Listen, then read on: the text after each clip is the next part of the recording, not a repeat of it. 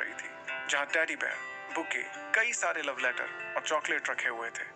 उसे अपने कॉलेज के दिन याद आ रहे थे, जब कॉलेज के सभी लड़के उसके आगे पीछे घूमते थे। वो अपने दिमाग में आ रहे ख्यालों को झटकती है। आरोही अपने आसपास देखती है। उसके डिपार्टमेंट में आरोही के अलावा सिर्फ 2 ही लोग आए हुए थे और उन्होंने अभी तक वो सब नहीं देखा था। आरोही के मन में यही चल रहा था कि अगर ये सब उसके डिपार्टमेंट के लोग देखेंगे तो क्या सोचेंगे। उसे सेंटर ऑफ अट्रैक्शन बनने में जरा भी दिलचस्पी नहीं थी। आरोही जल्दी से अपने हैंडबैग से एक बड़ा सा कैरी बैग निकालती है और सब चीजों को उसमें डालने लगती है। टेडी भी ज्यादा बड़ा नहीं था, इसलिए उसमें आ गया। आरोही बैग को टेबल के नीचे छिपा देती है, जिससे उसे कोई ना देख पाए। आरोही अपनी जगह पर बैठ गई और एक गहरी सांस लेती है। फिर जल्दी से उसने अपना काम करना शुरू कर दिया। मुंबई में निष्ठा शांति से माहिर के साथ नाश्ता करती है और फिर दोनों अग्निहोत्री कॉर्पोरेशन के लिए निकल जाते हैं। माहिर ने निष्ठा को अपना पर्सनल सेक्रेटरी बनने को कहा था, इसलिए निष्ठा आज से माहिर के साथ ऑफिस ज्वाइन करने वाली थी। निष्ठा यही सोच रही थी कि वो हर वक्त अगर माहिर के साथ रहेगी तो घर में क्या जवाब देगी। वो बहुत ज्यादा टेंशन में थी। कार में भी दोनों एक दूसरे से बिल्कुल बात नहीं करते। माहिर अपने मोबाइल में बिजी था, वहीं निष्ठा खुद के ही ख्यालों में थी। कुछ देर में दोनों अग्निहोत्री कॉर्पोरेशन पहुंच गए। उस महंगी और लग्जूरियस कार के रुकते ही गार्ड जल्दी से कार का दरवाजा खोलता है। निष्ठा कार से उतरती है और माहिर के पीछे पीछे चलने लगती है। अनिल उन दोनों का ही वेट कर रहा था। अनिल की नजर माहिर और निष्ठा पर पड़ती है। वो जल्दी से आगे जाता है और उन्हें विश करता है। अनिल कहता है, good morning boss. Good morning ma'am. माहिर हाँ में अपना सिर हिलाता है और अंदर चल देता है। निष्ठा भी किसी बच्चे की तरह माहिर के पीछे पीछे चल देती है और उन दोनों के पीछे अनिल भी हो लिया। माहिर कहता है, मैडम को उनका काम समझा दो। ये कहने के बाद भी माहिर प्यार से निष्ठा को देख रहा था। अनिल कहता है, यस बॉस। अनिल निष्ठा की ओर देखता है और कहता है, मैम प्लीज। निष्ठा को भी कौन सा उस डेविल के साथ रुकने का शौक था। वो हाँ में सर हिलाती है और अनिल के पीछे पीछे चल देती है। अनिल निष्ठा को उसका काम समझाता है और उसे उसका केबिन दिखा देता है, जो बिल्कुल माहिर के केबिन से जुड़ा हुआ था। निष्ठा इतनी देर तक चलते चलते थक गई थी। वो अपनी जगह पर जाकर बैठ गई। निष्ठा को अपनी फ्रेंड वीरा को कॉल करना था और उसे सब बताना था, लेकिन उसका मोबाइल तो माहिर के पास था। निष्ठा अपने केबिन से बाहर आती है और माहिर के केबिन के बाहर खड़े हो जाती है। उसे समझ नहीं आ रहा था कि वो माहिर को क्या कहेगी और उसे कैसे समझाएगी। वो केबिन के बाहर खड़े होकर केबिन का दरवाजा खोलने के लिए कभी हाथ बढ़ाती तो कभी पीछे कर लेती। उसका दिल तेजी से धड़क रहा था। तभी अंदर से आवाज आती है, अंदर आ जाओ। निष्ठा हैरान हो गई कि माहिर को कैसे पता चला कि कोई बाहर खड़ा है। माहिर तो अपने लैपटॉप में केबिन के बाहर का नजारा देखकर मुस्कुरा रहा था। निष्ठा अंदर आई।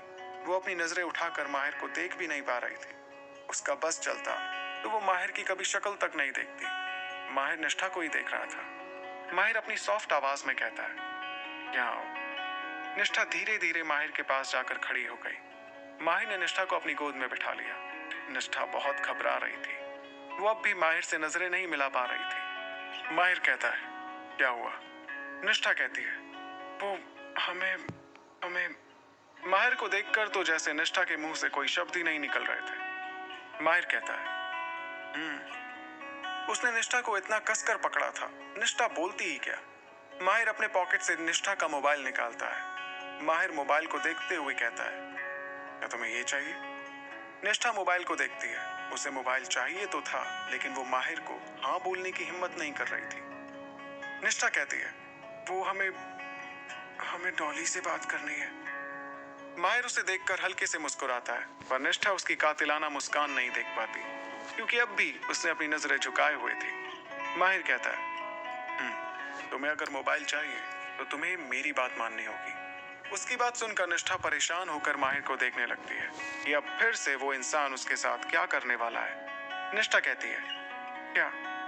माहिर प्यार से निष्ठा के बालों को सहलाते हुए कहता है, आज तुम मेरे साथ अग्निहोत्री मेंशन चलोगी। तुम्हें मेरी दादी को आज ही इंप्रेस करना है। निष्ठा हैरानी से माहिर को देखती है कि माहिर कोई जोक तो नहीं मार रहा है, जो उसे आज ही उसकी दादी को इंप्रेस करना है।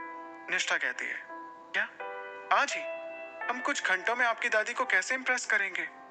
निष्ठा कोई भगवान तो थी नहीं जो माहिर की दादी उसे ऐसे ही पसंद कर लेगी। यहाँ बहुएं अपने होने वाली सास को इम्प्रेस करने में सालों लगा देती हैं, लेकिन फिर भी वो अपने बेटे के लिए उस लड़की को रिजेक्ट कर देती है। निष्ठा को पता था अमीर घर के लोग अपने बेटे की शादी अपने पसंद से कराना पसंद करते हैं। निष्ठा यही सोच रही थी कि अगर माहिर की दादी ने उसे पसंद नहीं किया तो माहिर उसके साथ क्या करेगा। माहिर कहता है, मुझे तुम पर भरोसा है, तुम ये कर सकती हो। निष्ठा अपनी आंखों को बड़ी बड़ी करते हुए माहिर को देखने लगती है। माहिर कब से निष्ठा पर भरोसा करने लग गया था। वो कभी निष्ठा को अकेला नहीं छोड़ता था और उस पर भरोसा करने की बात कर रहा था। निष्ठा के पास जैसे बोलने के लिए कोई शब्द ही नहीं बचे थे। माहिर निष्ठा के हाथ में मोबाइल रखता है और कहता है, ऐसी कोई चीज नहीं होनी चाहिए जो मुझे पसंद ना आए। निष्ठा माहिर की बातों का मतलब अच्छे से समझ रही थी। निष्ठा हाँ में सिर हिलाती है।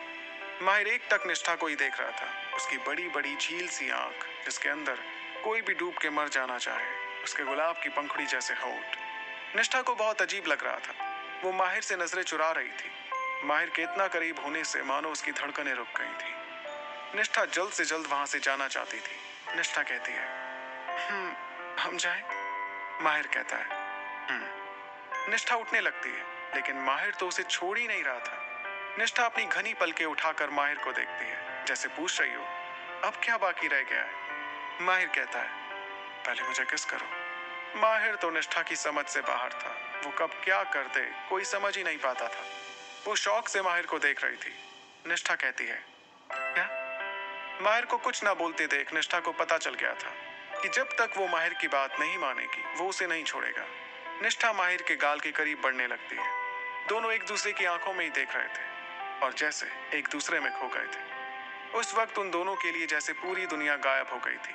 तभी कोई शख्स दरवाजा खोलता है और केबिन के अंदर आ जाता है, लेकिन जैसे ही उसकी नजर उन दोनों पर जाती है, वो इंसान आंखें फाड़ के उन दोनों को देखने लगता है। दरवाजे की आवाज से निष्ठा अपनी खोई हुई दुनिया से बाहर आती है और माहिर की पकड़ ढीली होने के कारण उठकर झट से खड़ी हो गई। माहिर अपनी तीखी नजरों से दरवाजे की ओर देखता है, जहां सामने उसका फ्रेंड रितेश खड़ा था। निष्ठा के तो होश उड़ गए थे। वो यही सोच रही थी कि सामने खड़ा इंसान उसके बारे में क्या सोचेगा। रितेश तो जैसे वहां जम सा गया था। उसे यकीन ही नहीं हो रहा था कि माहिर किसी लड़की के इतने करीब भी जा सकता है। उसे भगवान भी आकर अगर ये बताए तो भी वो यकीन ना करे कि माहिर किसी लड़की को देख रहा था। पर यहाँ तो कुछ और ही सीन चल रहा था। वो अपनी ही आंखों देखी बात को झुटला नहीं सकता था।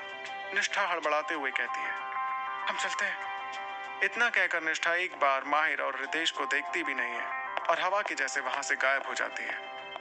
रितेश अपने इतने करीब से गुजरती हुई लड़की को ही देख रहा था। निष्ठा वहां से चली गई थी, पर रितेश के मन में जैसे निष्ठा का सुंदर चेहरा रह गया था। माहिर निष्ठा के जाने से बिल्कुल खुश नहीं था। वो रितेश को घूर कर देख रहा था, जैसे वो उसे खा ही जाएगा। रितेश अंदर आया और माहिर के सामने वाली जगह पर बैठ गया। उसके मन में अभी भी निष्ठा का चेहरा घूम रहा था। फिर वो माहिर की ओर देखता है और उसके एक्सप्रेशंस को देखकर ही घबरा गया और खुद को नॉर्मल करते हुए कहने लगा,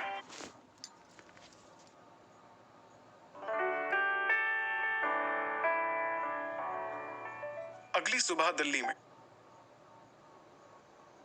माहिर की ओर देखता है और उसके एक्सप्रेशंस को देखकर ही घबरा गया और खुद को नॉर्मल करते हुए कहने लगा, अब ऐसे क्या देख रहा है यार, तू तो मेरी जान ही ले लेगा। और वो इतनी सुंदर लड़की कौन थी? अगर मेरी जगह कोई और होता तो तुझे उस लड़की के इतने करीब देखकर हार्ट अटैक से ही मर जाता। माहिर कहता है, वो मेरी वाइफ है। माहिर की बात सुनकर रितेश तो अपनी जगह से जैसे गिरने ही वाला था। वो अपनी सीट पर ठीक से बैठते हुए कहता है, क्या क्या कहा तूने? वाइफ? तू मजाक कर रहा है ना? माहिर सीरियस होकर कहता है, मैं कोई मजाक नहीं कर रहा हूं। रितेश को माहिर की बातों पर यकीन नहीं हो रहा था। जो कभी लड़कियों को नजर उठाकर नहीं देखता था, वो बोल रहा था कि उसने शादी कर ली है। रितेश कहता है, माहिर तूने शादी कर ली और तूने मुझे बताया भी नहीं। माहिर कहता है, मैंने अभी किसी को भी नहीं बताया। रितेश कहता है, माहिर ये क्या कह रहा है यार, तूने शादी कर ली और किसी को भी नहीं बताया? किसी को तो बताया होता, माँ, दादी, दादू या हर्ष। माहिर फाइल के कुछ पन्ने पलटते हुए कहता है, मैं बहुत जल्द ये बात घर वालों को बता दूंगा। रितेश कहता है, माहिर बीच में ही कहता है, तुम क्या काम से यहाँ आए हो? रितेश माहिर के सामने कुछ फाइल रखते हुए कहता है, मुझे इन फाइल्स पर तेरे साइन चाहिए। रितेश माहिर का बहुत करीबी दोस्त था। जब से रितेश के पेरेंट्स इस दुनिया से गए थे, तब से रितेश माहिर से और अटैच हो गया था। रितेश भी एक बिजनेसमैन था और बिजनेस की दुनिया में उसने भी बहुत बड़ा नाम कमा लिया था। माहिर फाइल को उलट पलट कर देखता है और फिर साइन कर देता है। रितेश माहिर से और भी सवाल करना चाहता था, लेकिन वो माहिर को अच्छे से जानता था। वो हमेशा अपने मन की ही करता था। दिल्ली में विजय मिहिर के केबिन के अंदर उसके सामने खड़ा था। वो इंतजार कर रहा था कि उसका गुस्सैल बॉस कुछ तो बोले। कुछ देर की शांति के बाद मिहिर कहता है, बोलो। विजय कहता है, बॉस, आरोही मैम तो किसी प्रोफेशनल की तरह काम करती हैं। कोई भी ये नहीं कह सकता कि वो एक न्यू एम्प्लॉय है। उनके आइडिया सबसे यूनिक और ब्रिलियंट होते हैं। हमें जल्द से जल्द उनका प्रमोशन कर देना चाहिए, नहीं तो उनके टैलेंट की बर्बादी होगी। वो अपना काम इतने अच्छे से करती हैं कि सब देखते ही रह जाते हैं। मिहिर काफी गहरी सोच में डूबा था। वो कहता है, यू कैन गो नाउ। विजय बाहर चला जाता है। मिहिर आरोही को कॉल करता है, पर आरोही का मोबाइल साइलेंट में था। उसका मोबाइल लगातार बजे जा रहा था और उसे उसकी भनक भी नहीं थी कि वो शैतान उसे कॉल कर रहा है। मिहिर ने आज ही आरोही को कहा था कि अपना मोबाइल हमेशा ऑन रखे, लेकिन आज ही आरोही ने मोबाइल को साइलेंट में रख के फिर से गलती कर दी थी। मिहिर को फिर से गुस्सा आने लगा था। वो गुस्से में अपने केबिन से निकलकर सीधे डिजाइन डिपार्टमेंट की ओर बढ़ गया। मिहिर वहां जाकर अपनी नजरें घुमा के देखता है। उसे आरोही दिखती है, जो अपने काम में बहुत मग्न थी। कुछ लोगों की नजर मिहिर पर पड़ती है। वो लोग मिहिर को हैरानी से देखने लगते हैं। आज पहली बार मिहिर ने डिजाइन डिपार्टमेंट में कदम रखा था। तब मिहिर को देखकर खड़े हो गए, पर अभी तक आरोही की नजर मिहिर पर नहीं गई थी। मिहिर सीधा आरोही के पास गया और आरोही का हाथ पकड़कर उसे खड़ा कर उसे खींचते हुए लिफ्ट में ले गया। आरोही को कुछ समझ नहीं आ रहा था कि अभी अभी क्या हुआ। सब इतना जल्दी हुआ कि उसे समझने का मौका ही नहीं मिला। सब लोग आंखें फाड़ के उन दोनों को देखने लगते हैं। किसी को यकीन नहीं हो रहा था कि ये वही मिहिर ओबरॉय है जो लड़कियों को देखना तक पसंद नहीं करता है। अब तो जैसे पूरे डिपार्टमेंट को गॉसिप्स करने का मौका मिल गया था। मिहिर आरोही को खींचते हुए केबिन के अंदर ले गया। आरोही मिहिर से तंग आ चुकी थी। वो शैतान हमेशा कुछ ना कुछ करके आरोही को प्रॉब्लम्स में डाल देता था। आरोही चिढ़ते हुए कहती है, ये क्या कर रहे हैं आप? छोड़िए मुझे। सब हमारे बारे में क्या सोच रहे होंगे? मिहिर उसकी कमर में हाथ डालते हुए कहता है, तुम मेरा फोन क्यों नहीं उठा रही थी? अचानक उसके छूने से आरोही के शरीर में कपकपी सी आ गई। वो कंफ्यूजन से मिहिर को देख रही थी। आरोही को तो पता भी नहीं था कि मिहिर उसे कॉल कर रहा था। मैं तो... इससे पहले आरोही कुछ और कहती, मिहिर अपने होंठ उसके होठों पर रख देता है।